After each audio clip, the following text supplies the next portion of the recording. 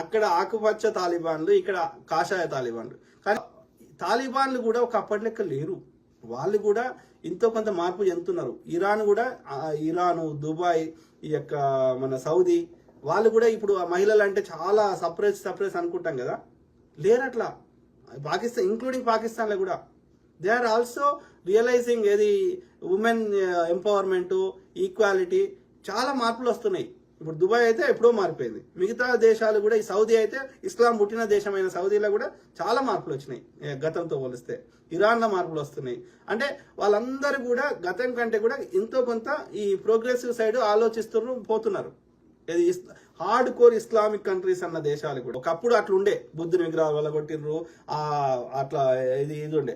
వాళ్ళు కూడా మారిపోతున్నారు. వాళ్ళు కూడా ఎంతో కొంత మారుతున్నారు, ఇంకా మారుతారు. కానీ అసలే మారుతలేరు. అప్పటికి ఇప్పటికి ఎప్పటికీ అదే చెత్త నింపుతున్నారు మాత్రం ఈ కాషాయ తాలిబాన్లను కూడా. వీళ్ళకి తాలిబాన్లను పెడితే తాలిబాన్లను కూడా అవమానించినట్టు అవుతుందేమో.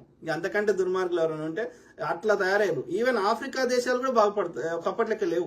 Everybody is trying to go ఏమంటారు మోర్ ప్రోగ్రెసివ్ ఆలోచిస్తున్నారు. ఇంకా భారతదేశాన్ని అట్లనే వెనకటి లెక్క వేల సంవత్సరాలు వచ్చినట్టు ఇంకా వెనకకి తీసుకుపోయే ప్రయత్నం ఈ మన దేశంలో ఉన్న ఈ సనాతన అధర్మం చెందిన ఈ మనువాదులు ప్రయత్నం చేస్తున్నారు. మనము వాళ్ళ యొక్క ఆగడాలని ఏమంటారు కానియద్దు. ఓకే, లేకపోతే మన భావితరాలు మనకు క్షమించవు.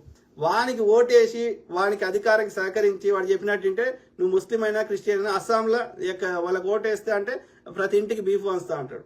వానికి ఓటేయకపోతే ఇది తప్పు అంటే వాడు నిన్ను నీ క్యారెక్టర్ అసాసినేట్ చేస్తాడు, వీలైతే చంపుతాడు, లేకపోతే నీ ఆర్థిక మూలాలు దెబ్బ కొడతాడు, నిన్ను కమ్మి అంటాడు, కాంగి అంటాడు, గొర్రెబిడ్డ అంటాడు, లేకపోతే ఖలిస్తానీ అంటాడు, ఇంకా జిహాదీ అంటాడు.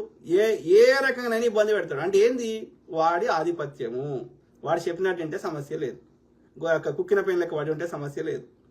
అట్లట్లా నువ్వు కూడా సమానమే, ఇది తప్పు రైట్ అని మాట్లాడితే వాని ఆధిపత్యాన్ని మనం ప్రశ్నిస్తే వాడు వాడి కుట్ర యొక్క శక్తియుక్తులు అన్ని వాడతాడు మనల్ని నాశనం చేయడానికి. సింపుల్. అంటే ఇది ఆధిపత్య ధోరణి నడుస్తుంది, బ్రాహ్మణ సుప్రీమసీ నడుస్తుంది. బ్రాహ్మణుడు పైన ఉండాలి, వాని సిద్ధాంతం రాసుకున్నాడు, వాని పుస్తకం రాసుకున్నాడు. అధికారము, డబ్బులు వాని చేతులు ఉండాలి, ఇది రాసుకున్నాడు.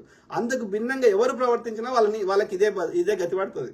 అది ఎవరైనా సరే, ఒక పర్టికులర్ మతం అని లేదు. ఓకే, అందరికంటే మిగతా వాళ్ళు తక్కువ జనాభా ఉంది కాబట్టి వాళ్ళకు కూడా నష్టం జరుగుతున్నప్పటికీ అందరికంటే ఎక్కువ బాధపడుతుంది హిందువులు, మూలవాసులైన హిందువులే ఈ ఆర్యుల వల్ల.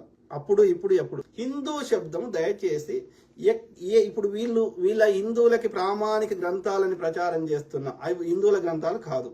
ఓకే, వేదాలు, ఉపనిషత్తు, బ్రహ్మముఖులకి వచ్చినాయి అని చెప్తున్నారు. అంటే వాళ్ళకి సోర్స్ లేదు అని అర్థం. ఓకే, ఆబ్రహమిక్ రిలీజియన్స్ ఏవైతే ఉన్నాయో, ఈ యొక్క 3 ఆబ్రహమిక్ రిలీజియన్స్ ఉన్నాయి కదా, క్రిస్టియానిటీ, ఇస్లాం అండ్ ఈ యొక్క జుడాయిజం. ఓకే, యూదులు, ఈ 3 ఆ యొక్క ఆబ్రహమిక్ రిలీజియన్స్ అంటారు. ఆ ఆబ్రహమిక్ రిలీజియన్స్ నమ్మని వారే, అది వ్యతిరేకించిన వారే ఇక్కడికి మన దేశానికి వలస వచ్చారు. వీళ్ళే బ్రాహ్మిక్ రిలీజియన్స్ అనేది. అది వాళ్ళ అంటే అన్నదమ్ముల లాంటి వారు, దాయాదులు లాంటి వారు. ఓకే, వాళ్ళే. ఇప్పుడు ఈ మాట నేను చెప్తలేను, ఆ యూదులు చెప్పారు. ఈ యొక్క నా దగ్గర వీడియోలు కూడా ఉన్నాయి. యూదులు వాళ్ళు యొక్క వీడియోలో చెప్తారు కదా, ఈ యొక్క డాక్యుమెంటరీ టైపు. సో వాళ్ళు చెప్పారు, మా ఆబ్రహాంని ఇది వ్యతిరేకించి వాళ్ళు మైగ్రేట్ అయ్యి వచ్చిన వాళ్ళే ఈ బ్రాహ్మిన్స్ అని, బ్రాహ్మికులు లేదా ఈ ఆరియన్స్ అని. ఇరాన్ అనే శబ్దానికి అర్థము ఆర్య అనే శబ్దాన్ని. అంతకుముందు పర్షియా ఉండేది, పెద్ద సామ్రాజ్యం ఉండే. సో ఇప్పుడు కజకిస్తాను ఇవన్నీ, అక్కడ టర్కీ నుంచి మొదలు పెడితే ఇక్కడ మంగోలియా దాకా ఇదంతా పెద్ద రాజ్యం. ఆ కింద నుంచి ఆఫ్ఘనిస్తాన్ పై నుంచి అదంతా, ఈ పక్క నుంచి పాకిస్తాన్, ఆఫ్ఘనిస్తాన్ వెస్ట్ నుంచి ఇక్కడ అవస్థ అని ఉంటది. ఈ యొక్క జొరాస్ట్రియన్ సంబంధించింది ఈ పర్షియాల. సో ఆ భాషని మన సంస్కృతాన్ని తీయండి, డిట్టో ఉంటది. ఈ యొక్క అగ్నిని పూజించే కాన్సెప్ట్ ఈ పర్షియాలు ఉంటది. జొరాస్ట్రియన్స్ ఇప్పటికి చేస్తారు. ఇది మన దేశం లేదు. అగ్నిని పూజించే కాన్సెప్ట్ మన దేశం లేదు. యజ్ఞాలు చేసే కాన్సెప్ట్ మన దేశం లేదు. యాగాలు చేసే కాన్సెప్ట్ మన దేశం లేదు. బలి ఇచ్చే కాన్సెప్ట్ మన దేశం లేదు. అర్థమైందా? ఇవన్నీ ఆర్యులకు సంబంధించినవి. ఈ నరులను బలిచ్చేవారు. నరమేధం అంటే అశ్వమేధ యాగం. ధర్మరాజు అశ్వమేధ యాగం చేశాడు, రాజసూయ యాగం చేశాడు అని రాసింది కదా మహాభారతంలో. శ్రీరామచంద్రుడు ఈ యాగం చేశాడు. అశ్వమేధ యాగం, అశ్వాన్ని చంపడం. అశ్వాన్ని చంపే అశ్వాలే లేవు మన భారతదేశంలో. ఏనుగులు ఉండే, ఇంకోటి ఉండే, కానీ అశ్వాలు మన దేశంలో లేవు. ఎక్కడున్నాయి? మంగోలియాలు ఉన్నాయి, కజకిస్తాన్లు ఉన్నాయి. కజకిస్తాన్లో ఈ గుర్రం మాంసాన్ని వాళ్ళు అత్యంత పవిత్రంగా పూజ చేసి తింటారు. ఇప్పటికి. సో రథాల కాన్సెప్ట్ మన దగ్గర లేవు, ఇనుప పనిముట్లు మన దేశంలో లేవు. సో అంటే క్లియర్ గా అర్థమవుతుంది ఆ చలి దేశాల నుంచి ఇప్పుడు ఏదైతే అప్పుడు పర్షియా అన్నారు, ఇప్పుడు ఏదైతే కజకిస్తాన్ ఈ అక్కడి నుంచి ఇక్కడ దాకా ఉన్నదో అక్కడ టర్కీ, ఆ బల్కన్ దేశాల నుంచి ఇక్కడ మంగోలియా దాకా ఈ ఉన్న అన్ని దేశాలు అప్పుడు ఒకటే రాజ్యం కింద ఉండే. అక్కడ నుంచి వలస వచ్చారు. క్లియర్ గా అర్థమవుతుంది కదా. సో సంస్కృతం మన భాష కాదు, ఇక్కడ మూలవాసుల భాష కాదు, పాలి ఇక్కడ మూలవాసుల భాష. సో అందుకే ఏమంటున్నా, ఆర్యులు వేరు, హిందువులు వేరు. మరి హిందూ శబ్దం యాడికేలు వచ్చింది, ఎక్కడిది? ఈ పర్షియా వాళ్ళకి ఏంటంటే భారతదేశం రావాలంటే వాళ్ళు అప్పుడు 3 దిక్కుల సముద్రం ఉంది కాబట్టి వాళ్ళు ఒకటే ఒక దారిలో మన దేశంకి వచ్చేవారు. ఈ ఖైబర్ పఖ్తూమ్ అంటే హిందూ కుష్ ఈ పర్వతాలను దాటుకొని ఈ ఖైబర్ పఖ్తూమ్ అంటే ఆ వ్యాలీ నుంచి మన దేశంకి వచ్చేవారు. యూరోప్ నుంచి కానీ, ఈ యొక్క మిగతా ఇస్లామిక్ ఈ మిడిల్ ఈస్ట్ కంట్రీస్ నుంచి కానీ, పర్షియా నుంచి కానీ అది ఒకటే దారి ఉండేది. అవన్నీ రావాలంటే ఇప్పుడు పాకిస్తాన్కి ఆనుకొని ఉన్నటువంటి ఈ ఇండస్ రివర్ని దాటి రావాలి. ఇండస్ రివర్ అన్నా, సింధు నది అన్నా, హిందూ నది అన్నా ఒకటే.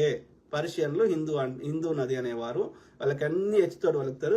మీరు ఎప్పుడైనా ఇప్పుడు ఇస్లామిక్ కంట్రీస్ వండి భారతదేశాన్ని ఇండియా అని పిలవరు, భారత్ అని పిలవరు. ఇప్పటికీ మీరు ఆఫ్ఘనిస్తాన్ వండి, పాకిస్తాన్ వండి, లేకపోతే ఇంకా ఎనీ ఇస్లామిక్ కంట్రీ వండి, ఆ మిడిల్ ఈస్ట్ లో అన్ని దేశాలకు వండి ఇప్పటికీ హిందుస్థాన్ అనే పిలుస్తారు. సో కాబట్టి వాళ్ళు మన దేశానికి రావాలంటే హిందూ నదిని దాటుకొని రావాలి. కాబట్టి ఆ హిందూ నది కావాల ఉన్న భూభాగాన్ని వాళ్ళు హిందుస్థాన్ అన్నారు. వీళ్ళు దాన్ని మార్చి సింధుస్థాన్ అన్నారు. ఓకే, సింధు నది వీళ్ళు అన్నారు, వాళ్ళు హిందూ నది అని వాళ్ళు అన్నారు. బ్రిటిష్ వాడు వచ్చినాక దాని పేరు ఇండస్ అని మారు. వాడేమో గ్రీకులో ఏమో ఇండికా అన్నారు, ఇండియా అని. ఆయన పుస్తకం రాసిన కదా మెగస్తని. సో ఇది దీనికి అంటే గ్రీకు శబ్దంలో ఉన్న ఇండికాని బ్రిటిష్ వాడు ఇండస్ గా మార్చిండు.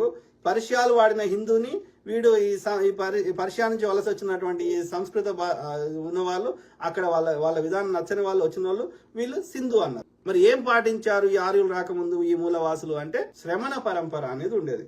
శమన లేదా శ్రమణ, ఈ యొక్క పాలీ భాషను శమన అంటారు. ఈ సంస్కృతం వాడు దాన్ని శుద్ధి చేసినాకనేమో శ్రమణ అన్నాడు. ఏంటిది? ఒక గురు పరంపర ఉంటుంది. వాళ్ళు ఏం చేస్తారు? ధ్యానం చేస్తారు, ఈ సృష్టిని అర్థం చేసుకునే ప్రయత్నం చేస్తారు. ఆంధ్ర కాన్సెప్ట్లకి వెళ్ళి వచ్చినాయే ఈ బుద్ధిజము, జైనిజము, ఈ పరంపర. ఈ మనకు కనిపిస్తున్న గౌతమ బుద్ధుడు 27వ బుద్ధుడు, 28 అంటే ఆయన కంటే ముందు 26 27 బుద్ధులు ఉన్నారు. మన కర్ణాటకలో దొరికినాయి. కోనాగమన బుద్ధుడు అని ఈ గౌతమ బుద్ధుని కంటే ఒక ముందు తరం గురువు. అంటే ఈ గురు పరంపర కాన్సెప్టే ఉండేది మన దేశంలో. అహింస ఉండేది. ఎంతసేపు తన అంతరాత్మని అర్థం చేసుకునే ప్రయత్నము, ఈ అంతరాత్మని ఈ సృష్టిని అర్థం చేసుకునే ప్రయత్నం చేసేవాడు. ఎక్కువ ధ్యానం చేసేవారు. అర్థమైందా? ఇది కాన్సెప్ట్ ఉండే మూలవాసులకి. హింస అనే కాన్సెప్ట్ లేకుండే, బలి కాన్సెప్ట్ లేకుండే. ఈ శక్తి అంతా వాళ్ళు తీసుకొచ్చారు. అర్థమైందా? అందుకే అంటున్నా, ఆర్యులు వేరు, వాళ్ళ సనాతన ధర్మం వేరు, ఈ మనువాదం వేరు, ఈ సోకాల్డ్ హిందూ స్క్రిప్చర్స్ మనకి కావవి. అవి అంతా ఈ యొక్క ఆర్యులకు సంబంధించింది.